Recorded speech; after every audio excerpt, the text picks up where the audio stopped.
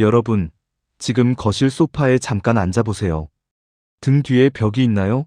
아니면 허공인가요? 만약 제가 그 소파 위치 하나 때문에 자식 일이 꼬이고 가족 간 말다툼이 늘고 돈이 들어와도 금방 새고 있다고 말씀드리면 믿으시겠습니까?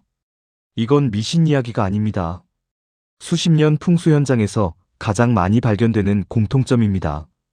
지금 영상 보시는 분들은 댓글에 먼저 이렇게 적어두세요. 우리 집 가족은 지금부터 바꿉니다. 대부분의 집을 가보면요, 소파를 이렇게 둡니다. 공간이 넓어 보이게 하려고 벽에서 띄워두고, TV 보기 편하다고 아무 방향으로나 두고, 동선만 맞으면 괜찮다고 생각하시죠. 그냥 소파일 뿐인데 뭐가 문제야?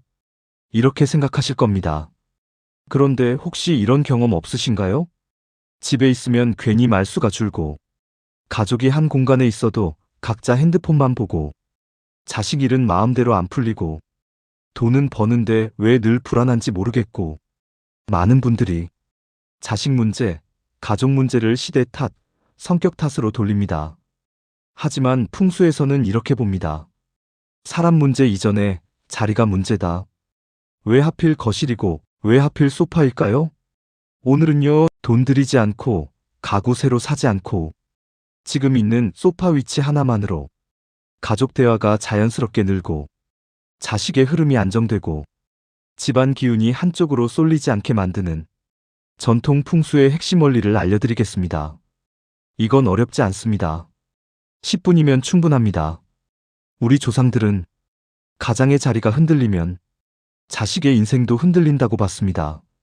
그 자리, 바로 거실 소파 자리입니다.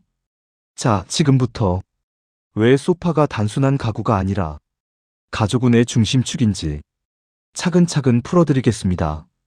지금부터가 진짜 중요합니다. 많은 분들이 여기까지는 들어봤지만 진짜 핵심은 지금부터입니다.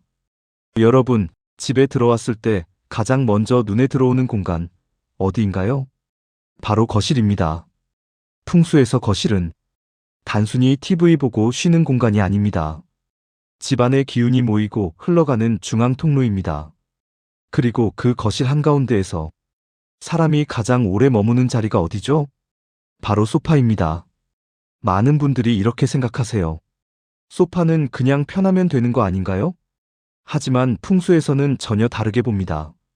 소파는 가장의 자리, 집안 중심축입니다. 왜냐하면 사람의 기운은 앉는 자리에서 가장 많이 고정되기 때문입니다. 여러분, 의자에 앉아 있을 때와 서 있을 때, 누워 있을 때 느낌이 다르죠? 앉아 있을 때는 생각이 정리되고 대화가 시작되고 판단을 하게 됩니다. 그래서 풍수에서는 앉는 자리, 그 집의 결정권이 모이는 자리로 봅니다. 특히 거실 소파는 부모가 앉고 자식이 옆에 앉고 가족 대화가 시작되는 자리입니다. 이 자리가 불안정하면 어떻게 될까요? 말이 서로 엇갈리고 가족이 같은 공간에 있어도 따로 놀고 자식은 부모 말을 흘려듣게 됩니다. 이건 성격 문제가 아닙니다. 자리의 기운이 흩어져 있기 때문입니다. 풍수에서 이런 말을 씁니다. 등 뒤가 비면 마음도 비고 판단도 흔들린다. 소파 뒤가 허공이거나 사람이 계속 오가는 통로라면 그 집은 자연스럽게 가족의 중심이 서지 않습니다. 자, 여기서 잠깐. 지금까지 잘 따라오셨죠? 지금까지 핵심만 정리해 보겠습니다. 거실은 집안 기운의 중심이다. 소파는 가족운과 자식운의 축이다. 앉는 자리가 흔들리면 집안 결정이 흔들린다. 그런데요, 많은 분들이 여기까지만 알고 끝냅니다. 그래서 소파 중요하다더라까지만 알고 정작 어디에 어떻게 둬야 하는지를 모르세요. 그리고 바로 이 지점에서 가족운이 갈립니다. 지금부터가 진짜 핵심입니다. 메모 준비하셔도 좋습니다. 이 뒤 내용은 실제로 집안 분위기가 바뀌는 포인트입니다. 자, 그럼 질문 하나 드리겠습니다. 자식운이란 무엇일까요? 풍수에서 자식운은 단순히 자녀 수를 말하지 않습니다. 자식이 부모 말을 얼마나 잘 받아들이는지, 집의 기운이 자식에게 안정적으로 전달되는지, 부모의 기준과 방향이 아이에게 보이는지, 이 모든 걸 자식운이라고 봅니다. 그 중심이 바로 부모가 앉는 자리, 소파입니다. 소파는 마치 배의 선장석과 같습니다. 선장이 중심을 잡고 앉아 있으면 배는 흔들려도 방향을 잃지 않습니다. 하지만 선장이 통로 한가운데 앉아 있거나 등 뒤가 뚫려 있으면 작은 파도에도 배는 휘청거립니다. 집도 마찬가지입니다. 소파 뒤로 사람이 계속 지나가고 문이나 창문이 바로 등 뒤에 있고 TV나 창문 쪽으로만 시선이 쏠려 있으면 부모의 기운이 앞이 아니라 밖으로 빠져나갑니다. 그러면 어떻게 될까요? 자식은 집보다 바깥에 마음이 더 가고 부모의 말은 잔소리로 들리고 가족 대화는 점점 줄어듭니다.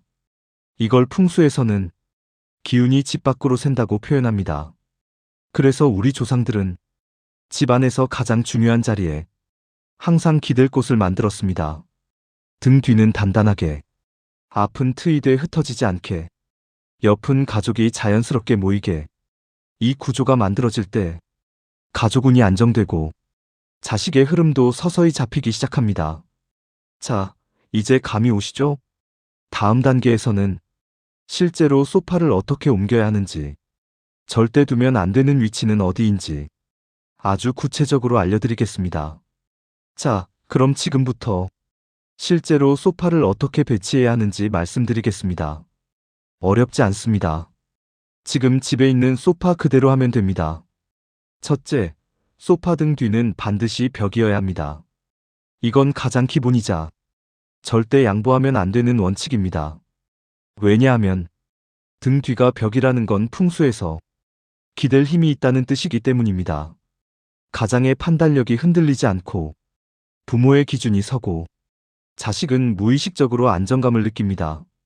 소파 뒤가 창문이거나 허공이거나 통로라면요? 가족운이 계속 새는 구조입니다. 가능하다면 소파는 벽에 딱 붙이세요. 조금 띄워야 예쁘다는 말, 풍수에서는 해당 없습니다. 둘째, 소파 정면에는 문을 두지 마세요. 많은 집에서 실수하는 부분입니다. 소파에 앉았을 때 정면으로 현관문이나 방문이 보이면 기운이 계속 밖을 향해 열려 있습니다. 이러면 가족 대화가 오래 이어지지 않고 자식이 집에 오래 머무르려 하지 않으며 마음이 항상 바깥으로 쏠립니다. 정면에는 TV나 벽면, 낮은 장식장 정도가 좋습니다. 기운은 머무를 곳이 있어야 안정됩니다. 셋째, 소파는 거실 한가운데 두지 마세요. 공간이 넓어 보인다고 소파를 거실 중앙에 두는 집이 많습니다. 하지만 풍수적으로는 이건 가족 중심을 허공에 띄우는 배치입니다. 말이 모이지 않고 시선이 흩어지고 각자 따로 놀게 됩니다. 소파는 한쪽 축을 잡아주는 역할을 해야 합니다. 벽 소파. 이 조합이 만들어질 때 가족운이 모입니다. 넷째, 소파 옆은 비워두지 마세요. 소파 옆이 완전히 비어 있으면 풍수에서는 가족의 연결고리가 약해진다고 봅니다. 작은 사이드 테이블, 낮은 협탁, 스탠드 조명 하나, 이 정도만 있어도 충분합니다. 중요한 건 이 자리는 함께 쓰는 자리라는 신호입니다. 다섯째, 소파 위는 가벼운 것만 두세요. 소파 위에 두꺼운 쿠션, 무거운 담요, 너무 많이 올려두는 집 많죠?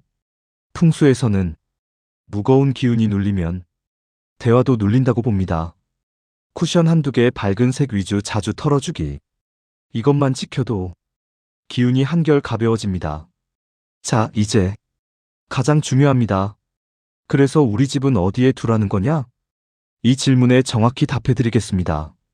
아파트 거실 구조일 경우 현관에서 들어왔을 때 소파가 바로 보이지 않게 벽을 등지고 TV를 마주보는 구조가 가장 안정적입니다. 이렇게 되면 외부 기운은 한번 걸러지고 가족 기운은 안쪽에서 모입니다. 창문 바로 앞에 소파 두는 집 정말 많습니다. 이건요, 자식운이 바람처럼 빠지는 구조입니다. 해결 방법은 간단합니다. 소파는 창문과 직각으로, 등 뒤에 벽을 만들고 창문은 측면 채광으로 쓰세요. 그러면 기운은 머무르고 빛만 들어옵니다. 엘자 소파 잘 쓰면 좋습니다. 하지만 방향이 중요합니다. 긴 쪽을 벽에 붙이세요. 짧은 쪽이 가족을 감싸는 방향이 되어야 합니다. 이렇게 되면 대화가 자연스럽게 안쪽으로 모입니다. TV는 너무 크거나 너무 높으면 기운을 빼앗습니다. 소파에 앉았을 때 눈높이보다 약간 아래, 소파와 너무 가깝지 않게 TV가 중심이 아니라 사람이 중심이 되는 거실을 만드셔야 합니다. 여기까지 따라오셨다면 여러분 거실은 이미 가족운이 모이는 구조로 바뀌고 있습니다. 다음 단계에서는 절대 하면 안 되는 금기 배치. 좋은 줄 알고 했다가 오히려 역효과 나는 경우 아주 중요하게 정리해 드리겠습니다. 자, 이제 절대 하지 말아야 할 소파 배치 말씀드리겠습니다. 이건요, 좋은 줄 알고 했다가 오히려 가족운자 시군을 망치는 경우입니다. 정말 중요합니다. 첫째, 소파 뒤에 창문 두지 마세요. 빛도 들어오고 시원해 보여서 좋잖아요. 하지만 풍수에서는 등 뒤 창문 기댈 곳 없는 인생으로 봅니다. 이런 집들의 공통점이 있습니다. 자식이 집에 정을 못 붙이고 부모 말이 가볍게 흘러가며 중요한 결정이 계속 엇갈립니다. 창문은 앉는 자리에 정면이나 측면으로 쓰는 겁니다. 절대 등 뒤가 아닙니다. 둘째, 소파 정면에 거울 두지 마세요. 의외로 많습니다. 거실이 넓어 보이니까 인테리어상 예뻐서. 하지만 풍수에서는 거울은 기운을 2배로 튕겨냅니다. 말이 오해로 돌아오고 감정이 증폭되고 가족 간 사소한 다툼이 커집니다. 소파 정면 거울, 가족운에는 독입니다. 셋째, 소파 위아래를 잡동사니로 채우지 마세요. 소파 아래 수납함, 소파 위에 각종 쿠션과 물건. 이렇게 되면 풍수적으로는 가족 대화에 숨통이 막힙니다. 말이 길어지지 않고 분위기가 무겁고 집에 있어도 쉬는 느낌이 없습니다. 소파는 비워야 운이 흐릅니다. 넷째, 너무 큰 소파 욕심내지 마세요. 가족 많으니까 큰 게 좋겠지. 하지만 거실 크기에 비해 소파가 너무 크면 기운이 눌립니다. 자식이 답답함을 느끼고 집에 오래 있으려 하지 않으며 가족이 각자 방으로 흩어집니다. 풍수는 항상 이 말을 합니다. 과하면 오히려 역효과.